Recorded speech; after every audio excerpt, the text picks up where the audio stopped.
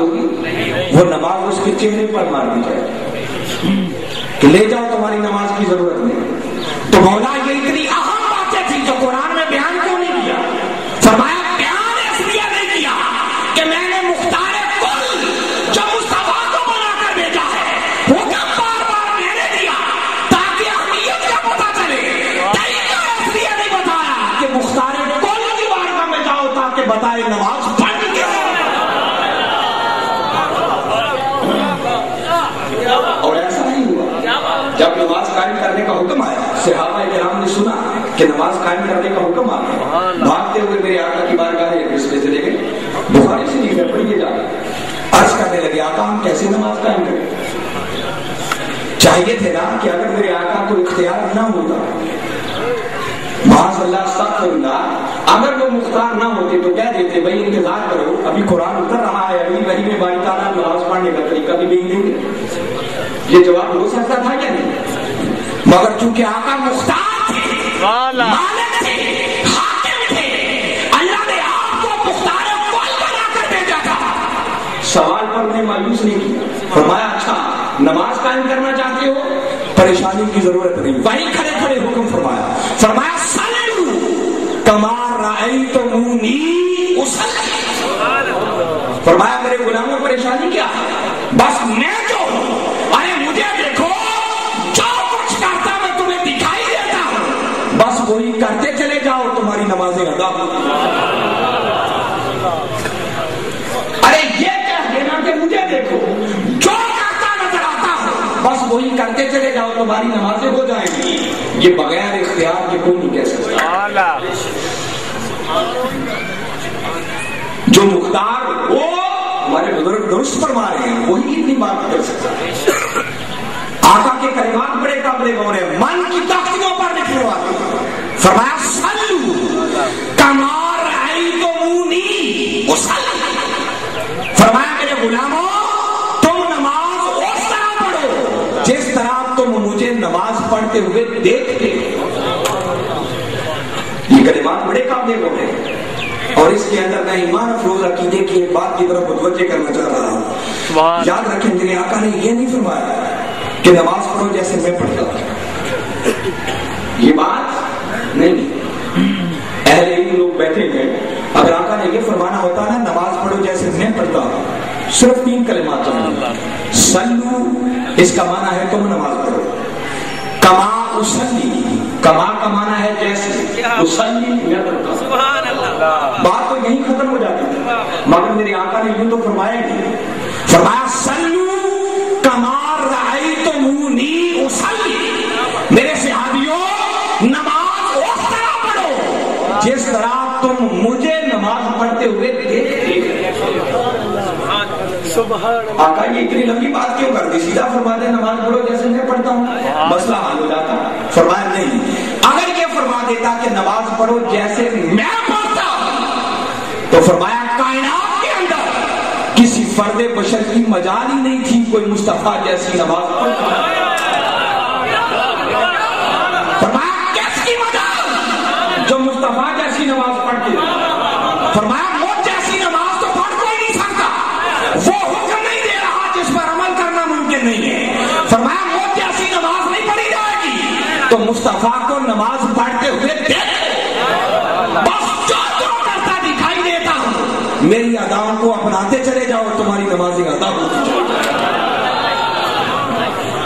یہ اختیار ہے، یہ مختار کو جو ہے۔ اور یہاں جو خاص عقیدے کی بات بتانا چاہ رہا ہوں وہ بھی میرا سبجیکٹ نہیں ہے۔ بہت سارے لوگوں کو ایک غلط فہمی ہوتی ہے اور لوگ سمجھتے ہیں کہ معاذ اللہ استغفر اللہ، یہ لا علمی ہے، نادانی ہے کہ معاذ اللہ دوران نماز نبی کا خیال آتا ہے تو نماز ٹوٹ جاتی ہے۔ ایک غلط فہمی ہے جو لوگوں کے ذہن میں ہے۔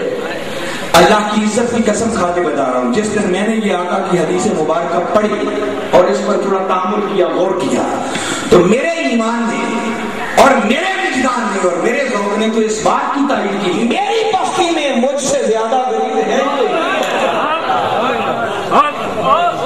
تو ہم جیسا خشک مولوی ہوتا غصے میں آ جاتا، مسئلہ پوچھنے آئے ہو یا تماشا بنا لیا ہے، مگر قربان جائے آقا کی شفقت پر، آقا کے اختیار پر، ان کے مختار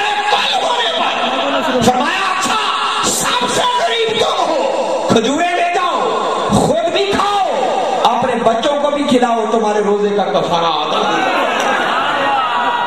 نعرہ تکبیر، نعرہ رسالت، نعرہ رسالت، نعرہ تحقیق، نعرہ حیدری، اختیار مصطفیٰ، اختیار مصطفیٰ۔ حاضرین مکرم، سوچنے کی بات ہے، اتنی بڑی اجازت سوائے ایسے شخص کے کوئی نہیں دے سکتا جو مختار کل اختیار تھا تو اتنی بڑی اجازت دے دی نا، فرمایا کوئی بات نہیں، جاؤ خود ہی کھا لو، بچوں کو کھلا لو، روزے کا کفارہ ادا ہو جائے گا۔ یہ شان ہے آقا کی میں بتا رہا۔ قرآن کو پڑھے، اللہ رب العزت نے حکم دیا اقیم الصلاۃ، نماز قائم کرو۔ اور قرآن پاک میں اللہ رب العزت نے سینکڑوں مقامات پر نماز قائم کرنے کا حکم دیا، بار بار حکم دیا اقیم الصلاۃ، اقیم الصلاۃ، اقیم الصلاۃ، نماز قائم کرو، نماز قائم کرو، نماز قائم کرو۔ ایک ناقص عقل جب سوچتی ہے تو اس طرف دھیان جاتا ہے کہ باری تعالیٰ نے اتنی کثیر مرتبہ جو نماز قائم کرنے کا حکم دیا، کتنا بہتر ہوتا تو ایک آدھ مرتبہ حکم دے دیتا اور بار بار ریپیٹ کرنے کی بجائے، دہرانے کی بجائے تو نماز پڑھنے کا طریقہ قرآن میں بتا دے تاکہ مسئلہ حل ہو جاتا۔ کوئی نمازوں کے نام لکھ دیتا، کوئی نمازوں کی رکعتیں بیان کر دیتا، نمازوں کے اوقات صراحت کے ساتھ بیان کر دیتا، کوئی ترتیب بیان کر دیتا۔ جائیے سارا قرآن پڑھ کے دیکھ لیں، نمازوں کی رکعتوں کا بیان قرآن کے اندر کہیں نہیں۔ آپ فجر کی 4 رکعتیں پڑھتے ہیں نا، سارے قرآن کو جا کے پڑھ لیں، 2 سنت اور 2 فرض جو پڑھی جاتی ہیں پورے قرآن میں کہیں اس کی تفصیل نہیں، ذکر ہی نہیں۔ ظہر کی 12 رکعتوں کا بیان قرآن میں کہیں نہیں، 5 نمازوں کی رکعتوں کا بیان قرآن میں نہیں ہے۔ یہ ضروری چیز تھی بیان کرنے والی ہے۔ ہم نماز کس ترتیب سے پڑھتے ہیں؟ پہلے نیت باندھتے ہیں، پھر ثنا پڑھتے ہیں، پھر فاتحہ پڑھی جاتی ہے، پھر کوئی اور صورت ملاتے ہیں، رکوع ہوتا ہے، سجدہ ہوتا ہے، پھر اس کے بعد تشہد ہے، پھر درود ہے، پھر دعا مانگتے ہیں، سلام پھیرتے ہیں اور نماز ہو جاتی ہے۔ اگر کوئی اس ترتیب سے آگے پیچھے کر دے تو نماز ہوگی؟ کوئی کہے کہ اچھا یہی سب کچھ کرنا ہے تو میں پہلے رکوع کر لیتا بعد میں فاتحہ پڑھ لیتا تو نماز ہوگی؟ وہ نماز اس کے چہرے پر مار دی جائے گی کہ لے جاؤ تمہاری نماز کی ضرورت نہیں۔ تو مولا یہ اتنی اہم باتیں تھی تو قرآن میں بیان کیوں نہیں کیا؟ فرمایا بیان اس لیے نہیں کیا کہ میں نے مختار کل جو مصطفیٰ کو بنا کر بھیجا ہے، حکم بار بار میں نے دیا تاکہ اہمیت کا پتہ چلے۔ طریقہ اس لیے نہیں بتایا کہ مختار کل کی بارگاہ میں جاؤ تاکہ بتائے نماز پڑھنی کیسے۔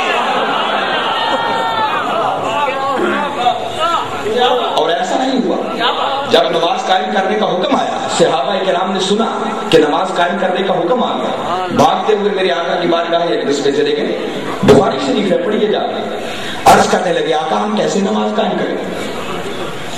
چاہیے تھے نا کہ اگر میرے آقا کو اختیار نہ ہوتا، معاذ اللہ استغفر اللہ، اگر وہ مختار نہ ہوتے تو کہہ دیتے بھائی انتظار کرو ابھی قرآن اتر رہا ہے، اگلی وحی میں باری تعالیٰ نماز پڑھنے کا طریقہ بھی بھیج دیں گے۔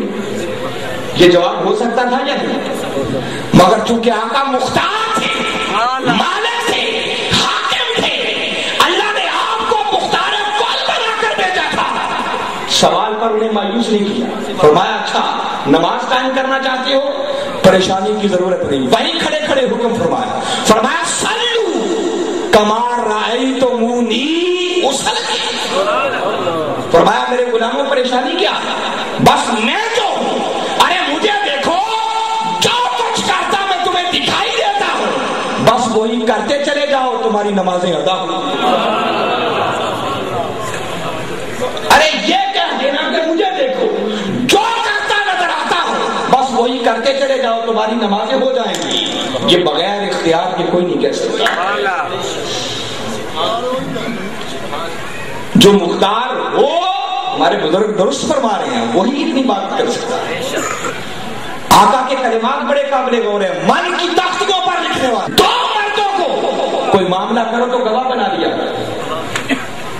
ایک کی گواہی نہیں 2 کی گواہی قبول ہوتی، ایک شخص کو ایک گواہی کا حق، مگر تاجدار کائنات صلی اللہ علیہ وسلم نے حضرت خزیمہ انصاری رضی رضی اللہ تعالیٰ عنہ تنہا ان کی ایک شہادت کو دو کے برابر قرار دے.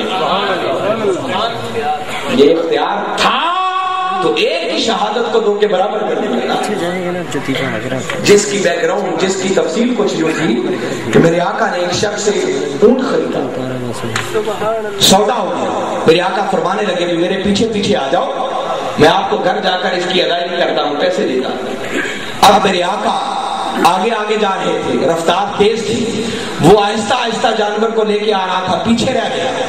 بس راستے میں کچھ اور لوگ ملے, انہوں نے کوئی زیادہ پیسوں کی آفر کر دی, لالچ میں آ گیا اور وہیں سے پیچھے سے آواز دے کر آقا سے عرض کرنے لگا, محمد صلی اللہ علیہ وسلم آؤ, اگر اونٹ خریدنا ہے تو یہی مجھ سے خرید لو. میرے آقا پلٹے واپس آئے, فرمایا تو اونٹ مجھے بیچ نہیں چکا ہے؟ قسم کھا کر کہنے لگا کہ میں نے اونٹ آپ کو نہیں بیچا. آپ نے فرمایا تو نے مجھے اونٹ بیچ دیا, سودا ہو چکا ہے. اس پر وہ کہنے لگا کہ اگر ہمارا سودا ہو چکا ہے تو تم اس پر گواہی پیش کرو. گواہ موجود کوئی نہیں تھا. قریب حضرت خزیمہ انصاری رضی اللہ تعالیٰ عنہ کھڑے تھے, فوراً بول پڑے, میں گواہی دیتا ہوں کہ تو اللہ کے رسول کے ہاں اپنا یہ اونٹ بیچ چکا ہے. میرے آقا نے پوچھا, خزیمہ تم تو اس موقع پر موجود ہی نہیں تھے, تو گواہی کیسے دے رہے ہو؟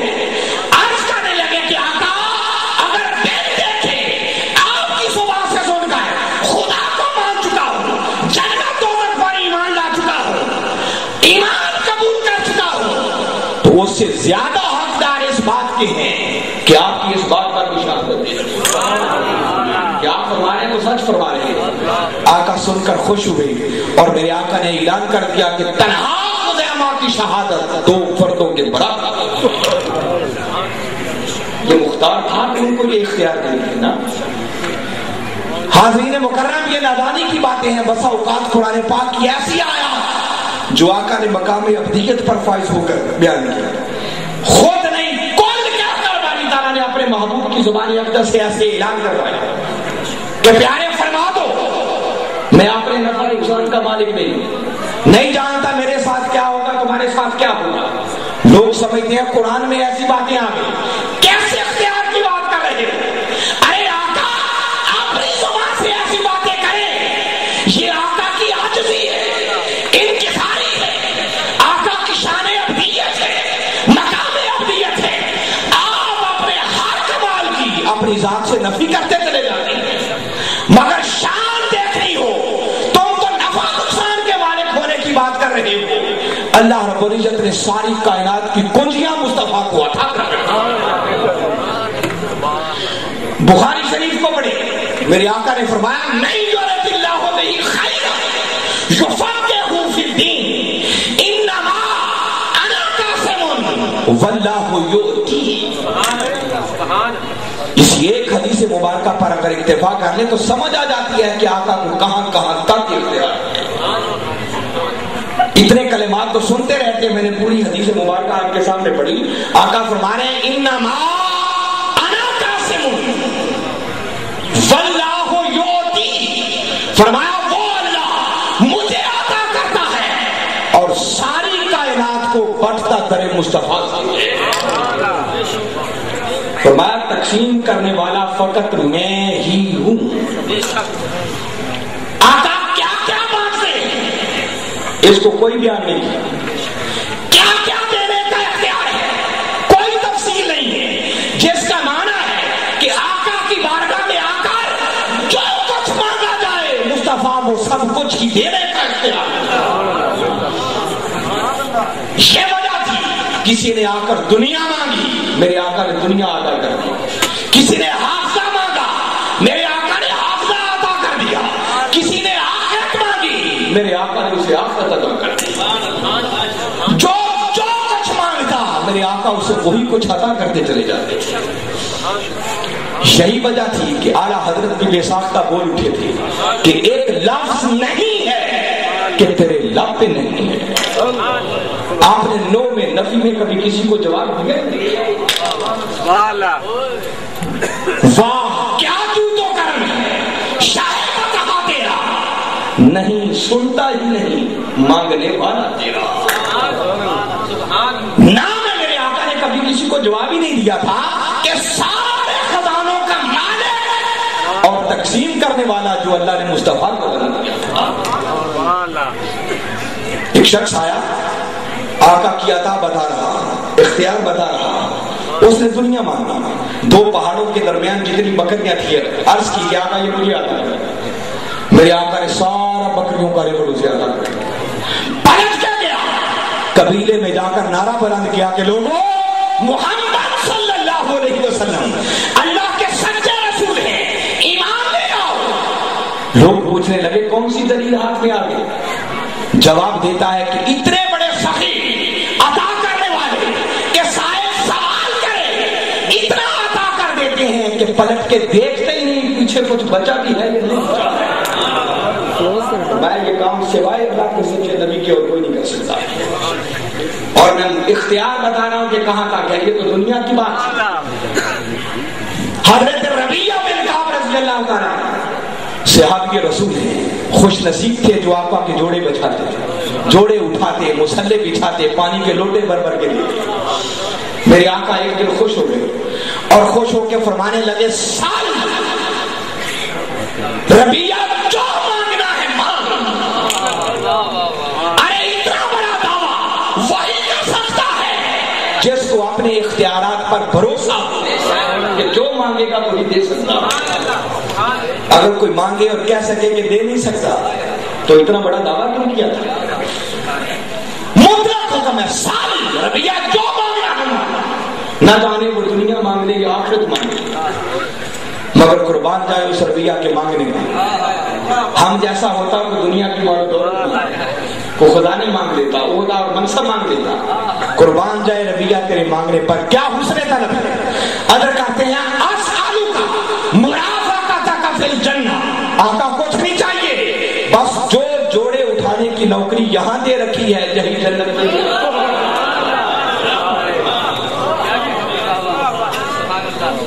مجھے بتائیں, دنیا کی چیز نہیں مانگی جا رہی, جنت مانگی جا رہی, اور جنت میں بھی آقا کا قرب مانگا جا رہا ہے, قرب مانگا جا رہا ہے. ایسا ہی سوال کسی نے حضرت موسیٰ علیہ السلام سے بھی آ کر کیا, پوری حدیث مبارکہ ہے. آ کر سوال کیا, مانگنا چاہتا ہوں, فرمایا مانگو. جواب دینے عرض کرنے لگے آگے سے کہ بس اللہ نے جو مقام, جو مقصد آپ کو جنت میں عطا کرنا ہے, اللہ وہی منصب مجھے بھی عطا کرے. موسیٰ علیہ السلام خاموش ہو گئے, بلکہ خاموشی نہیں, فرمانے لگے یہ تو نہیں ہو سکتا. اللہ رب العزت نے وحی بھیجی, موسیٰ اسے پریشان لوٹانے کی ضرورت نہیں, دعا تو کر دے, منصب میں آتا. ادھر ایک عربی دیہاتی بارگاہ مصطفیٰ صلی اللہ علیہ وسلم میں حاضر ہوا اور آپ کا عرض کرنے لگا کہ آقا آپ کی سخاوت کی بڑی دھوم سنی ہے, کچھ مانگنا چاہتا. آقا نے توجہ نہیں کی. پھر دوسری بار اس نے سوال دہرایا, آقا مانگنا چاہتا ہوں. آقا نے پھر دھیان نہیں کیا.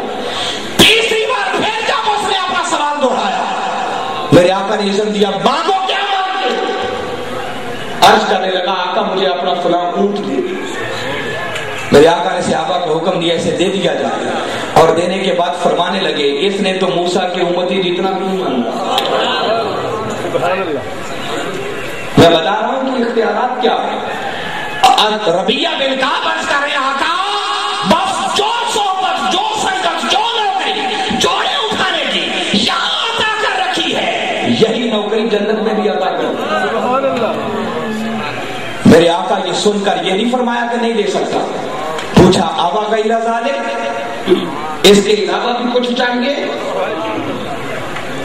اور بھی کچھ مانگنا چاہتا ہے. ہاتھ جوڑ کے کھڑا ہو گیا, عرض کرنے لگا ہو بذاتا یا رسول اللہ, آقا اب دامن میں گنجائش ہی نہیں بچی اور مانگ گیا. وہ کسی نے کیا خوب کہا ہے نا کہ سب کچھ خدا سے مانگ لیا, آقا تجھ کو مانگ کر اٹھتے نہیں ہے ہاتھ میرے اس دعا کے بعد. کہ آقا جب آپ کو مانگ لیا تو پیچھے گنجائش کیا ہے.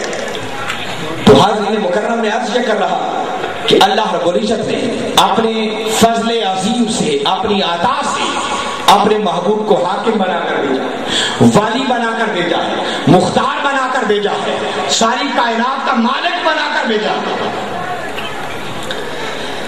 بتا رہے ہیں یقیناً ان کا فرمانا درست ہے کہ نماز کا ٹائم ہو رہا ہے، دامن وقت میں اتنی گنجائش نہیں ہے، بس میں بھی اپنی بات کو سمیٹنا چاہ رہا ہوں تاکہ وقت کے اندر رہتے رہتے بات مکمل ہو جائے۔ مگر حاضرین مکرم، اگر اتنی بات سمجھ آ گئی کہ تاجدار کائنات صلی اللہ علیہ وسلم کو اللہ رب العزت نے اپنے اذن سے، اپنی عطا سے، فضل عظیم سے کائنات کا مختار کل بنا کر بھیجا ہے، آؤ آقا کی ان عظمتوں کو، ان اختیارات کو مانتے ہوئے آنے والے ربیع الاول میں مصطفیٰ کی عظمتوں کی دھوم مچا دیں۔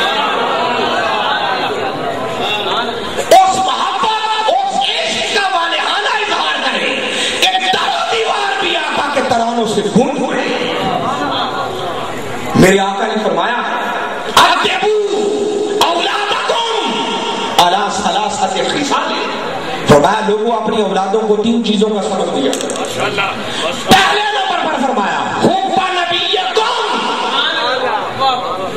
لوگوں دینے والی کوئی چیز اگر اولادوں کو ہے تو پہلے نمبر پر فرمایا ان کو اپنے نبی کی محبت کا سبق دیا۔ ویسے تو سارا سال 12 مہینے ہر دن ہر لمحہ اولادوں کو نبی کی محبت کا سبق دینا چاہیے، یہ فرض بنتا ہے، آقا کا حکم ہے۔ مگر میں سمجھتا ہوں یہ جو ربیع الاول کے مہینے کا آغاز ہو رہا ہے، نہ جانے آئندہ زندگی میں یہ سہانے دن ملیں یا نہ ملیں، ان کو غنیمت جانے، ان لمحات سے بڑھ کر اپنی اولادوں کو نبی کی محبت کا سبق دینے کا کوئی اور سہانا سما نہیں ہو سکتا۔ تو پوچھیں گے پھر کیسے ربیع الاول کے مہینے کا آغاز ہو، دل خوشی سے جھوم جانے لگے، گلیاں سج جائیں، بازار سج جائیں، چراغاں ہو، لائٹنگ ہو، 12 ربیع الاول کا دن آئے، جشن کا سما بن جائے، گھروں کو سجائیں، چراغاں کریں، اچھے کپڑے پہنے، اچھے کھانے پکائیں، بچوں کو عیدی دیں، جب گھر کا سارا سما بدل جائے اور بچے حیران ہو کر پوچھیں کہ آج کیا ہونے لگا ہے، پھر پیار سے انہیں اپنے پاس بٹھا کر بتائیں کہ بیٹا یہ وہ دن ہے جس دن کائنات کے مختار کل اس دنیا میں تشریف لائے۔ پھر نبی کی محبت کا درس ان کے دلوں میں یوں بیٹھے گا کہ مرتے دم تک پھر اس نقش کو کوئی مٹا نہیں سکے۔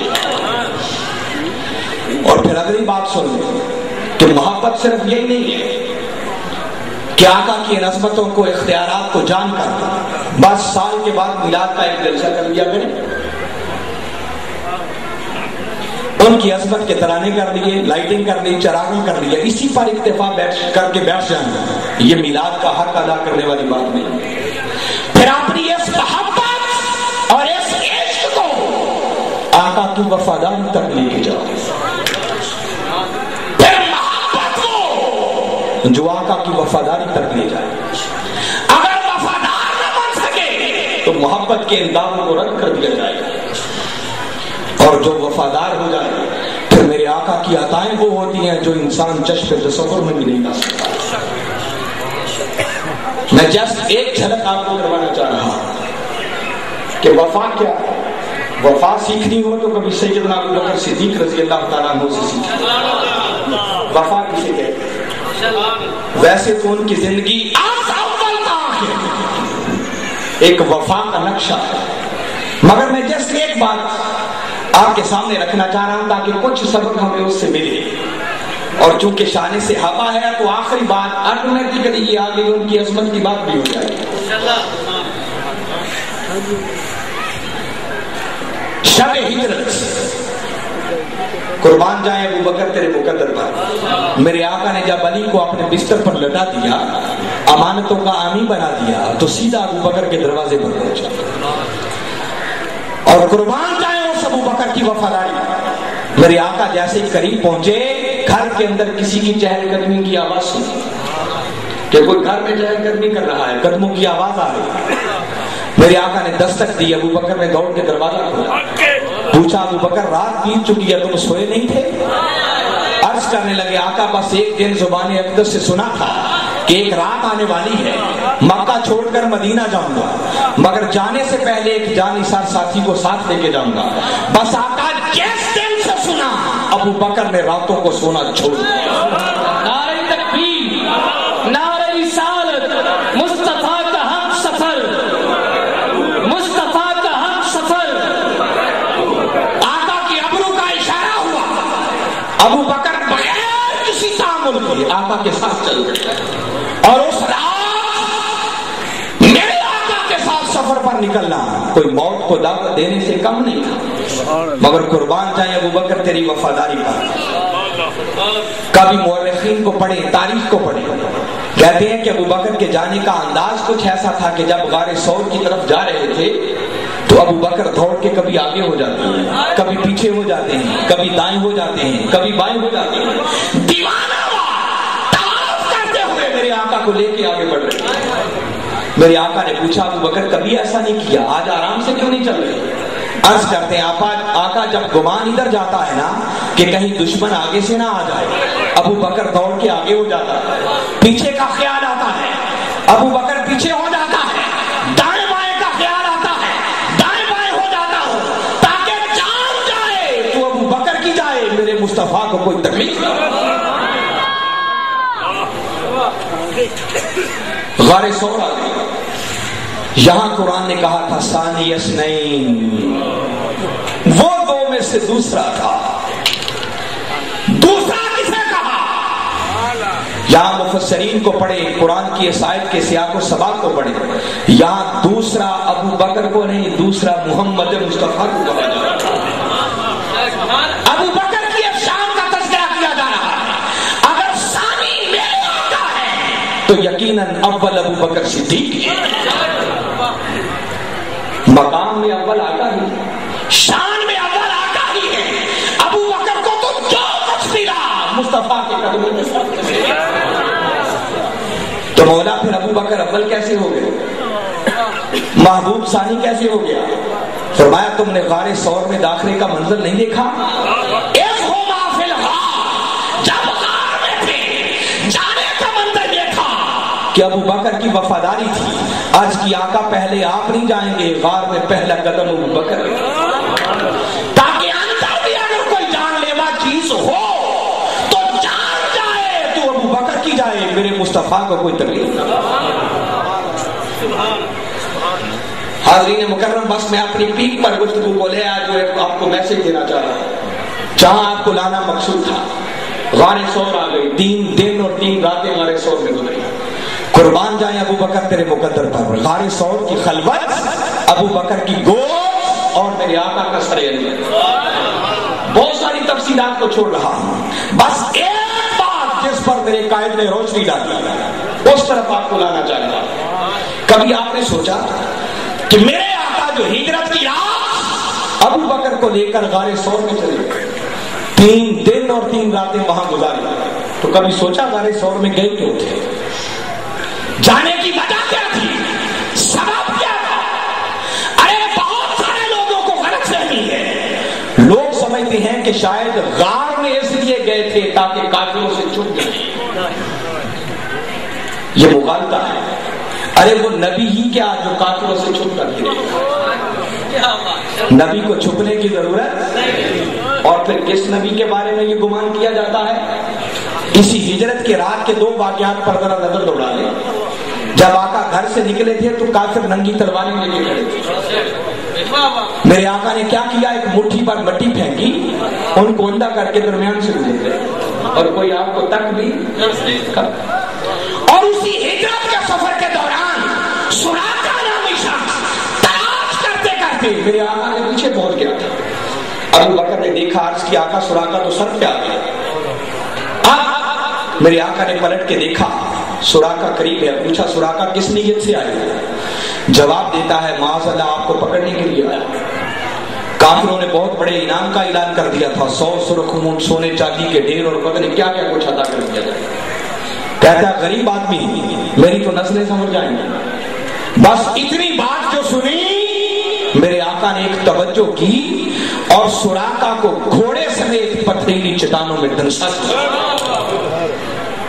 آقا کا اختیار بھی ذرا سنتے جائیں ساتھ سے، کہاں کہاں تک اختیار؟ جیسے ہی اس نے موت کو آنکھوں کے سامنے رقص کرتے ہوئے دیکھا، سچے دل سے طائب ہوا، ہاتھ جوڑ کے کھڑا ہو گیا، آقا بس اس مصیبت سے نجات دے دو، غریب آدمی تھا، لالچ میں آ گیا، بس توبہ کرتا ہوں۔ کردار کو سمجھو، ایک پیغام کو من میں اتار کر اگر میدان عمل میں قوم آ گئی تو وہ وقت دور نہیں ہے جب اس دھرتی پر مستحبی انقلاب کا سویرا طلوع ہو کر رہے گا۔ آج کے دور میں ڈاکٹر محمد طاہر القادری کا پیغام قوم کے نام یہی ہے کہ آنے والے الیکشنز میں ووٹ نہ ڈال کر اس کرپٹ الیکشن کے نظام کو مسترد کر دیا جائے۔ ڈھونگ ہے، یہ جمہوریت نہیں مجبوریت ہے، جس میں تھان اور ٹھونس کی بنا پر سب کچھ حاصل کیا جاتا ہے۔ بلکہ آپ تو فرما رہے تھے کہ ہم ووٹ ڈالتے ہیں، جو ووٹ ڈالتا ہے اور جن کو دیتے ہیں جب وہ ظلم کرتے ہیں، جب تک وہ گناہ کریں گے اس کے گناہ میں سے حصہ ووٹ ڈالنے والوں کو بھی ملے گا۔ آؤ حسین کی طرح حق کو حق کہنا سیکھو، باطل کو باطل کہنا سیکھو، بکنا چھوڑو، حق کو حق، باطل کو باطل کہنے کا کردار اپناؤ، انشاءاللہ دنیا بھی سمجھ جائے گی، آخرت میں بھی کامیابی ہمارا مقدر ہوگی۔ میں بار دیگر انجمن سپاہ مصطفیٰ صلی اللہ علیہ وسلم کی تنظیم کے جملہ عہدیداران کو، ان تمام احباب کو جنہوں نے آج کی اس محفل کا انتظام کیا، مبارکباد بھی پیش کرتا ہوں، دعا گو ہوں کہ اللہ رب العزت